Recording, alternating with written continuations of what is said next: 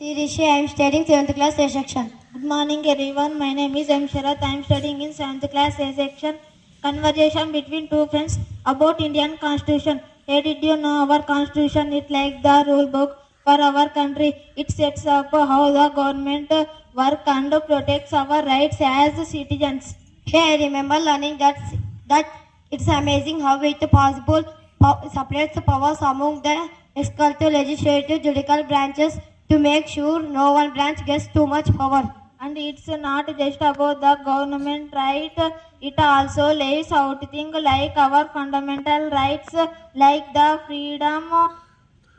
freedom to speak, practice our religion, and to get an education. Exactly, it ensures that everyone is treated equally no matter their background, plus it has a process for amendment so the constitution can change and stay relevant over time.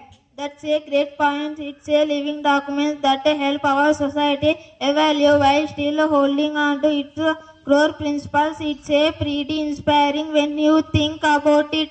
It really is. It's the foundation from how our government is run to ensuring our rights and protecting. It's the framework for us to live together peacefully even with all our diversity. Thank you for all.